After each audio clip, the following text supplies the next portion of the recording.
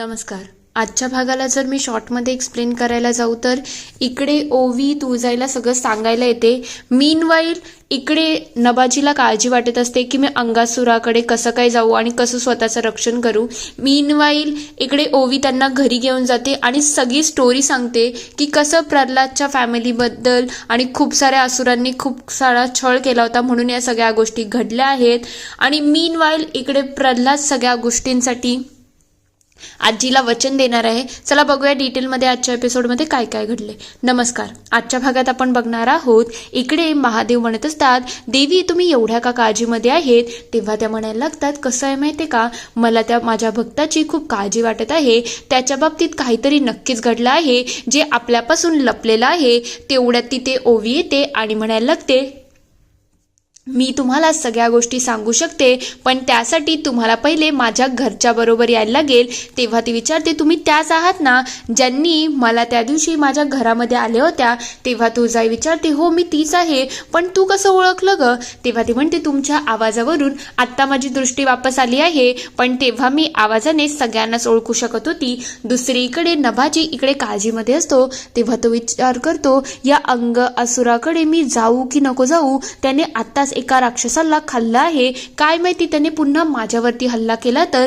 तो थोडा घाबरून गेलेला असतो. तेवढ्यात तिथे मनू येते आणि म्हणायला लागते, काय झालं, तो अजून गेला कसा नाही, तुला एवढ्याला त्या राक्षसाकडे जायला पाहिजे ना. तेव्हा तो म्हणतो, हो मला समजतंय मला त्या राक्षसाकडे जायला हवं, पण तरी सुद्धा मला थोडी भीती वाटत आहे. त्या राक्षसाने माझ्यावरती हल्ला केला किंवा काही केलं तर मी काय करणार आहे, मला त्याची खूप भीती वाटते ग. त्याने मला खाल्लं तर. तेवढ्यात तिथे रणरागिणी येते आणि म्हणायला लागते, तू काळजी करू नको, मी तुला सांगितलं आहे ना की तुला काय करायचं आहे आणि या सगळ्या गोष्टींवरती मी तुला एक मार्ग सुद्धा देते. त्या मार्गाने जर तू वापर केला तर तुला काहीच होणार नाही. दुसरीकडे ओवी दोघांसाठी जेवण वाढते आणि म्हणायला लागते, आता आमच्या गावामध्ये कसलीच कमी नाही आहे.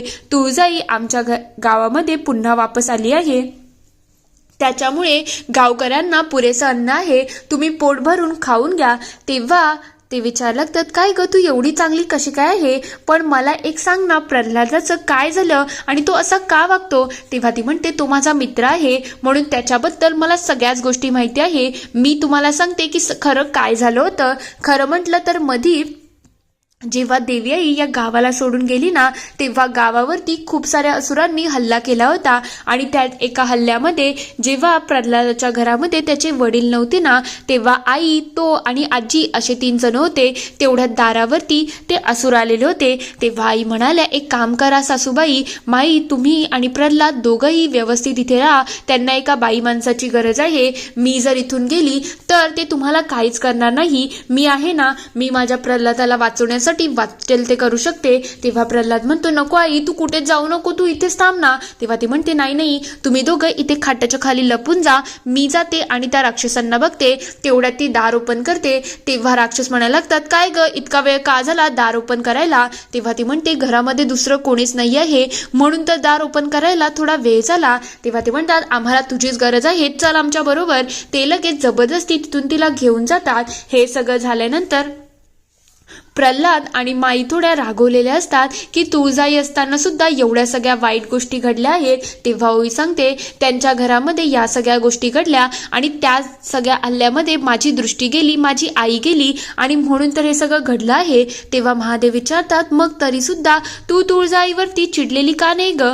तेव्हा ती म्हणते, हे बघा मला माझ्या आईने शिकवलं होतं, जे काही आपल्या भाग्यात लिहिलं आहे ना ते कोणीच पुसू शकत नाही, फक्त आपल्याला त्याच्या सामोरे जायचं असतं आणि तेच मी करत आहे. म्हणून आता तुम्ही माझ्याच घरी राहा आणि मस्त जेवून कुठे जाऊ नका, त्या दिवशी सारखं रात्री कुठे निघून जाऊ नका, इथेच छानपैकी आराम करा, मीही तुम्हाला मुलीसारखीच आहे ना. त्या लगेच जेवायला सुरुवात करतात. दुसरीकडे माई प्रल्हादाला म्हणत असतात, प्रल्हाद पुन्हा असं करू नको रे, तुझ्यामुळे सगळ्यांना त्रास होत आहे आता. तेव्हा प्रल्हाद म्हणायला लागतो, पण आजी आपण देवी ची कृपा तर सगळ्यांवरतीच होते ना, मग आपल्या घरावरती का नाही. तेव्हा ती म्हणते, ती देवी दुसऱ्यांसाठी आलेली आहे, आपल्यासाठी नाही. आपल्याला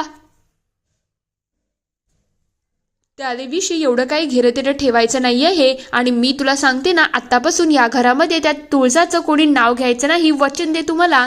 तो लगेच आजीला वचन देतो. तेवढ्यात तिथे त्याचे वडील येतात आणि म्हणायला लागतात, गावामध्ये सगळीकडे शोधलं पण कुठेच अन्नधान्य नाही आहे, आपल्यासाठी पुरेसं अन्न नाही आहे गाई. तेव्हा तो म्हणायला लागतो, पण बाबा गावामध्ये तर तुळजाईने चमत्कार केला होता आणि सगळ्यांकडे जेवण आहे ना. तेव्हा ते म्हणायला लागतात, पण आपल्या घरामध्ये जे काही आहे ना आपण त्याच्यावरतीच बघूया, आपण ते जादूचं जेवण नाही घ्यायचं. तेव्हा माई बघतात तर घरामध्ये थोडेसे तांदूळ असतात. त्या म्हणायला लागतात, या तांदळाची थोडी पेज बनवते, तुम्ही दोघं जेवून घ्या. तेव्हा तो म्हणायला लागतो, नको, फक्त आपल्या प्रल्हादला जेवायला दे, मला जेवणाची एवढी गरज नाही आहे. ते दोघं तरी सुद्धा एक दुसऱ्याबरोबर ऍडजस्ट करून राहत असतात. तर दुसरीकडे ओवी जेव्हा झोपी जाते, तुळजाई म्हणून काही बेचैन झालेले असतात, म्हणून त्या उभ्या राहून विचार करतात की प्रल्हादच्या बाबतीत खूप काही घडलं आहे ना. खरं म्हटलं तर माझ्या सर्व भक्तांच्या बाबतीत मी गेल्यानंतर खूप गोष्टी घडल्या आहेत. हे सगळं माझ्या जगदंबा रूपामुळे झालं आहे. मी त्या रूपामध्ये जरा जास्त वेळ राहिली, त्याच्याचमुळे या गोष्टी थोड्या खराब झाल्या ना. तेव्हा महादेव म्हणतात, तुम्ही स्वतःवरती दोष देऊ नका. खरं म्हटलं जे काही नियतीचं आहे ना ते सगळ्यांना भोगायलाच लागणार आहे आणि तुमचा याच्यामध्ये काहीच दोष नाही आहे. तुम्ही प्रत्येक गोष्टीला वरती जाऊ देऊ नका. जसं या ओवीने प्रत्येक गोष्ट देवीवरती सोडून दिली आहे ना, तसं तुम्हाला सुद्धा पुढे जायला पाहिजे. तेव्हा ते म्हणतात, हो, पण तरी सुद्धा हे वाटतंय तेवढं सोपं नसणार आहे. या सगळ्या असुरांवरती आता मला मात करणं गरजेचं आहे आणि लवकरात लवकर याच्या मुळापर्यंत सुद्धा मला जायला पाहिजे. तेवढ्यात तिथे एक तारा येतो. ते बघता महादेव आणि देवी आई खूप खुश होऊन जातात. तर दुसरीकडे नभाजी इकडे जंगलामध्ये चालत असतो. तेव्हा तो खूप खूप खूप चालतो, पण त्याला काही रस्ता सापडत नसतो. तेव्हा तो विचार करतो, खरंच हा असुर इथेच असेल ना, की कुठे गेला तर नसेल ना. तेवढ्यात त्याला एक गुफा दिसते आणि तो विचार करायला लागतो की मी या गुफेमध्ये जाऊ की नको जाऊ. काय माहिती हा असुर मला सुद्धा खाईल. पण आत्ताच मला सूचना आली आहे की त्याने आत्ताच एका राक्षसाला खाल्लं आहे, मग तो पुन्हा काही मला खाणार नाही. पण त्या रागिणीचं मला निरोप सुद्धा देणं गरजेचं आहे ना. मी एक काम करतो, लवकर या गुफेमध्ये जातो आणि बाकीच्या गोष्टी बघतो. तो जसाच गुफेमध्ये जातो तसंच त्याचं इकडे तिकडे लक्ष जातं. तो लगेच जोरजोरा आवाज येतो, अंगासूर, अंगासूर, तू आहेस का, आहेस का.